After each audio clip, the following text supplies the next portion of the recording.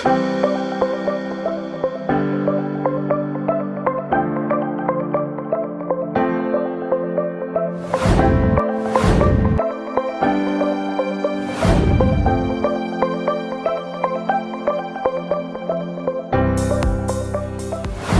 merancang lagi pengendalian berikutnya. Ya. Jadi bisa berupa kebijakan, prosedur, ya, dan lain-lain. Dan memperhatikan adanya pengendalian alternatif. Jadi kita ada alternatif pengendaliannya. Kalau kita lakukan ini kira-kira tidak efektif, ada alternatif pengendaliannya. Jadi ini dalam penetapan pengendalian. Kemudian teknik pengendaliannya yaitu kita bisa menghindari risiko, ya, atau menghilangkan risiko juga bisa, mengubah kemungkinan, mengurangi kemungkinan, mengubah konsekuensi dari risiko, mengurangi dampak, berbagi risiko, atau menerima risiko, ya. Kemudian meningkatkan risiko untuk memanfaatkan peluang. Nah, ini juga bisa juga ada. Jadi lebih besar mana nih risiko dengan peluangnya untuk perbaikan. Ya, di sini. Ini teknik pengendaliannya, harus memperhatikan ini. Kemudian tentunya dalam kegiatan itu harus dilakukan monitoring dan evaluasi. Jadi pengendalian rutin itu harus dilakukan dalam penanganan risiko, yaitu membandingkan kinerja aktual dan kinerja yang diharapkan.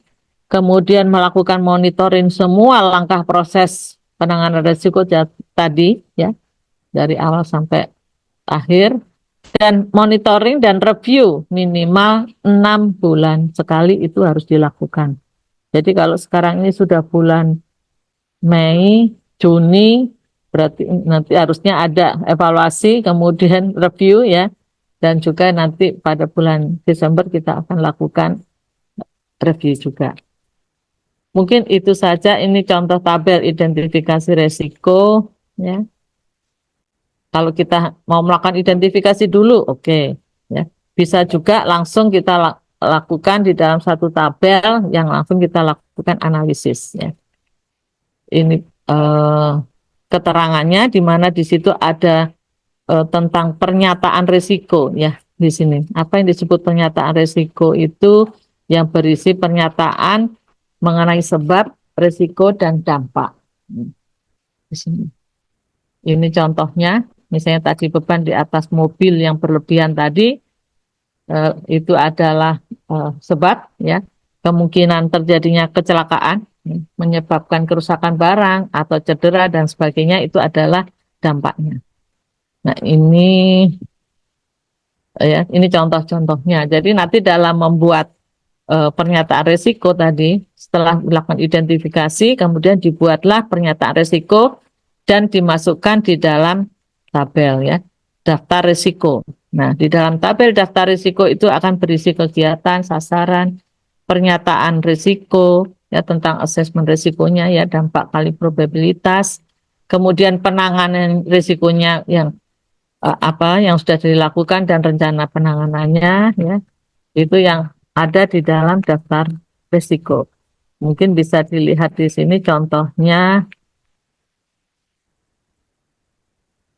belum bisa kebuka, udah, oke. Ya, di sini ada identifikasi dan evaluasi risiko. Nah, ini terlalu kecil, ya, nggak kelihatan. Ini contoh, ya, tapi mungkin belum kalimatnya mungkin belum tepat juga, ya. Kita hanya contoh, misalnya risiko tentang kegiatan pelatihan calon surveyor. Tujuan kegiatannya 100% calon surveyor telah dilakukan pelatihan dalam 1 tahun, misalnya. Kemudiannya areanya apa, yaitu nanti silakan disesuaikan dengan yang ada di kita lembaga. Kemudian ada sebab, ada kode resiko itu kita sepakati bersama nanti. Kemudian resikonya apa?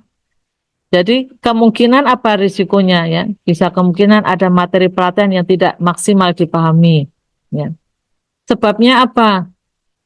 Mungkin pada saat pelatihan karena secara daring, Dina, ya, Dina, sebentar, pakai Excel ya? ya, Ini masih PowerPoint. Ini contoh, ini masih contoh. Oh, nggak Nanti kan di dibukain ya? Excelnya pada saat latihan, Oh pada iya. saat diskusi nanti pakai Excel. Maksudnya nggak ditunjukin di paparannya. Ini di paparan nih. Nggak, ini ya masih masih yang PowerPoint, Bu. Oh iya, masih PowerPoint. Iya. Ya, ini Excelnya ini nanti yang dipakai. Nggak, maksudnya nggak ditunjukin di share screen-nya, nggak ditunjukin sekarang kah? Excelnya. Heeh. Oh sama dengan ini Bu, Excelnya. Bukan, maksud saya di yang Ibu share itu masih yang PowerPoint kah? Oh ini PowerPoint, ini masih PowerPoint. Iya, Ya, iya, ini masih untuk PowerPoint. menjelaskan aja contoh. Jadi nanti pada saat latihan menggunakan yang Excel Bu ya, yang itu. Pada saat diskusi. Jadi ini contoh aja. Jadi kalau ini sebabnya apa, kemudian dampaknya apa. Jadi pernyataan resiko ini nanti mencakup sebab, kemudian resiko dan dampaknya. Karena calon surveyor tidak melakukan pelatihan, ya mungkin dia sesuai jadwal, dia masuknya sudah terlambat, misalnya gitu ya, sehingga dia materi pelatihan tidak maksimal. Nah, dampaknya apa nih? Ya, apakah pemahaman atau apa, silahkan nanti dibuat tersebut ya. Kemudian pengendalian yang sudah ada saat ini apa, ya. Kemudian dampaknya itu kita nilai, dia masuknya seperti yang grading tadi, mau 2, 1, 3 silahkan gitu ya, probabilitasnya sering apa, jarang. Nah itu nanti baru kita melihat skornya, kemudian baru nanti bisa kita masukkan di dalam peringkat. Tapi nanti teman-teman mencoba apa, membuat sampai ke dampak dan probabilitasnya saja mungkin ya di situ. Ini contoh contoh Bu Danita. Jadi nanti untuk apa namanya, untuk ininya ada di Excel tadi, formnya ya Bu Danita. Oke, saya lanjutkan. Ini gimana? Stop ya. Saya tutup. Jadi itu tadi, ini contoh apa namanya, mengisi di dalam distributor. Pas ya. Mungkin itu saja yang bisa saya sampaikan secara singkat. Mohon maaf karena hanya untuk refreshing, dan teman-teman semuanya sudah ahli juga sebenarnya di sini, cuman mungkin resikonya yang berbeda dengan di puskesmas ataupun klinik atau rumah sakit. Jadi itu yang bisa kita ini. Sampai di sini ada yang ingin memberikan tanggapan atau masukan, monggo. Saya stop ya. Ya, silakan Bu. Baik, Bapak Ibu, masih ada waktu sampai pukul 10.40 bila ada yang ingin sharing atau diskusi terkait dengan materi yang disampaikan, dipersilahkan.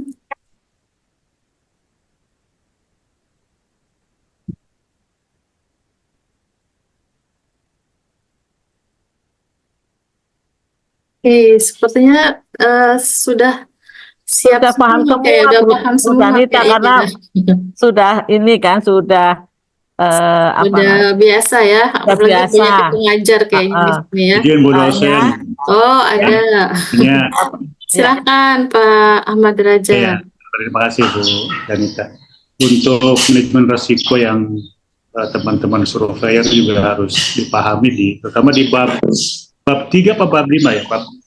Kalau di akreditasi kita itu di bab Di 14.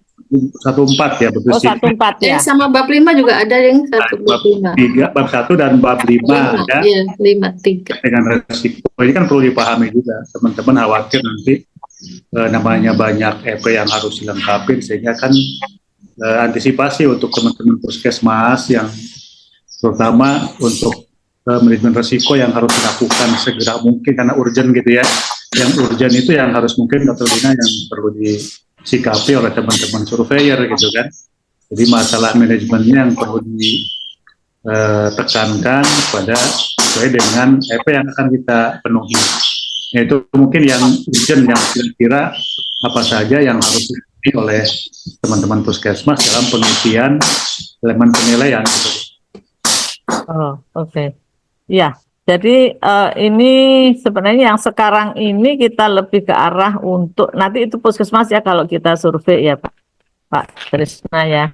Tapi yang sekarang ini kita kan ingin untuk memenuhi standar ISKWA ini.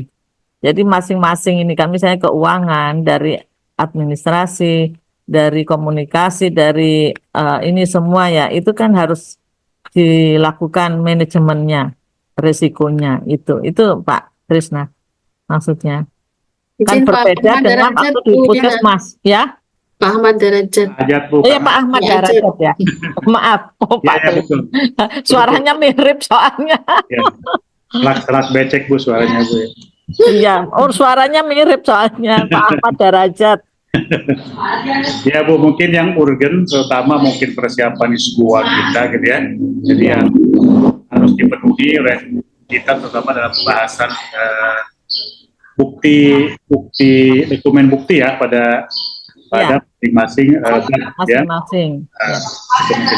Karena nanti akan kita rangkum semuanya dari Bapak Ibu semua, kita rangkum dalam satu ininya ya, hasilnya, kemudian nanti juga kita akan bahas dan tindak lanjut dan seterusnya gitu.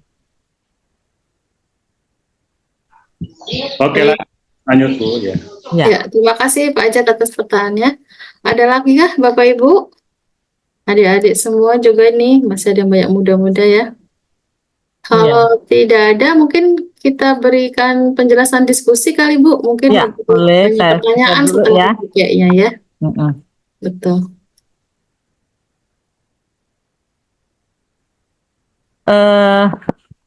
Bentar ya. Baik, jadi pada kesempatan ini kami mengharapkan dari Bapak Ibu semua bisa membantu kami dalam melakukan identifikasi risiko dan menganalisa ya, karena banyak sekali ya pasti risiko yang kita hadapi di dalam kegiatan organisasi ini ya, berbeda sekali dengan di puskesmas ya. Kalau puskesmas lebih banyak ke arah risiko klinis ya, tapi di kita organisasi ini bisa macam-macam ya.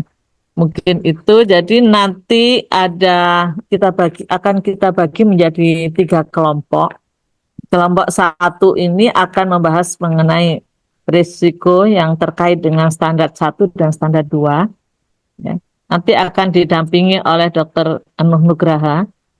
Kemudian kelompok 2 itu standar 4, 5, dan 6 akan di Dokter Gigi ya, maaf nih, akan didampingi oleh Dokter Gigi Mardiandini Lukitasari Naibaho. Mudah-mudahan sudah bisa bergabung, nggak? Kalau tidak bisa nanti dengan saya atau sama Bu Danita nanti ya.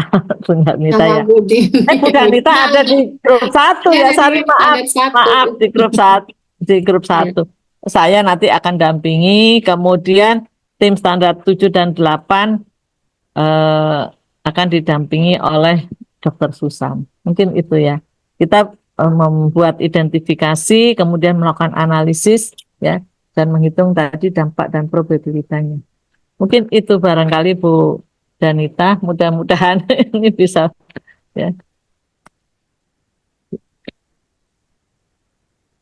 Baik, terima kasih Bu Dina atas penjelasannya. Bapak Ibu, adakah yang akan ditanyakan terkait dengan penugasan kita yang akan kita lakukan setelah ini sampai pukul 11 ya? Ya. Jadi kita sudah mulai bikin sedikit bantingan ya terkait dengan standar-standar yang kita pegang. Mungkin kita identifikasi risikonya. Nanti kemudian akan kita buat dalam waktu kurang lebih dari sekarang jam 11 ya. Jam ya.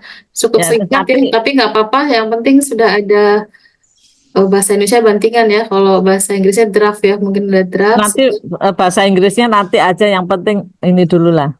Ya. Enggak nyebutnya bantingan sama draft tadi, kerennya kan. Maaf. Ya. Draft. Danita, ini sudah masuk rangkaian ISKWA ya? Iya, termasuk yang ISKWA. Ya. Jadi yang masuk ke, ya silakan Bu Dina dijawab Bu. Ya. Ya, masuk di rangkaian ISKWA. Jadi ini untuk memenuhi standar ISKWA juga, Pak. Ya maksud saya gini, jadi dokumen ini kan harus sudah dibuat ya oleh Ya, benar-benar bukan hanya sekedar latihan ya, tapi harus benar-benar sesuai dengan yang ada di dalam organisasi kita. ya prosesnya kan harus sudah nampak nih nanti untuk dokumen bukti kan berarti ini kan. Iya, untuk dokumen bukti. Oke, lanjut. Oke, ya. Jadi itu ini registernya tadi ya sudah di yang kosong ada di itu ya di Excel Sudah ya. di-share di grup ya, Ya, Excel-nya. ya. Ini. Oke. Baik, Oke. kalau tidak ada pertanyaan, mungkin kita bisa langsung masuk ke Langsung buku ya. masuk di ini ya. Breakout room-nya sudah di Room. Rafa, tolong dibuka. Oke. Sudah dipoto belum, Bu? Sudah Oh iya, dipoto? Iya, foto dulu dong. Ah iya untuk udah ada yang Lupa. foto Pak, tenang aja Pak. Rafa sudah diinstruksikan untuk Sudah di foto Pak.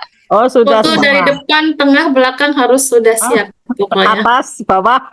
Atas bawah samping kanan supaya teman-teman walaupun nggak sadar sudah difoto terus kita nih. Karena kita ada menyusun dokumen, jadi semua kegiatan kita kayaknya perlu didokumentasikan. Insya Allah sudah difoto Ya. terus. Mungkin nanti Jangan terakhir kita lupa, foto jangan yang lupa bagus ya. daftar hadir. Iya betul. Tadi sudah disampaikan ya. Mm-mm. Silakan masuk ke dalam bornya. Sudah dibuat 3 bor. Jadi silakan Bapak Ibu Ini masuk gimana nih? ya. Ini kok ruang diskusi Di sebelah. bawah sebelah kanan yang more diklik. Nanti ada bor, silahkan yang standar 12 masuk di room 1, yang standar 456 di room 2, standar 78 di room 3. Silahkan. Nanti pukul 11, Rafa, silahkan kami ditarik ya. Baik dok.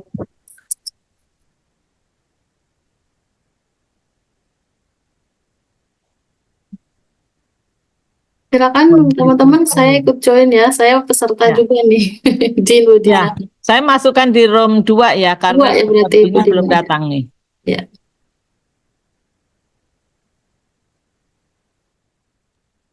Masuk di room berapa ya? Siapa? Dimasukin ya, Bu? Tarik. Eh,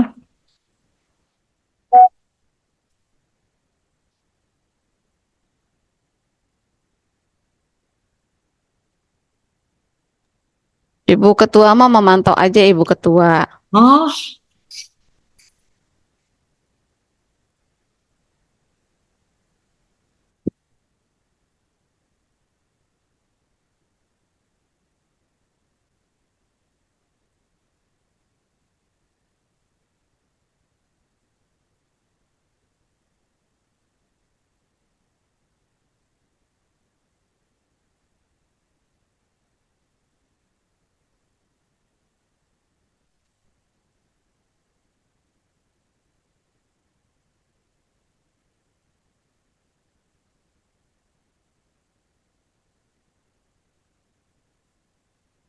yang standar 456 masih 1 ya?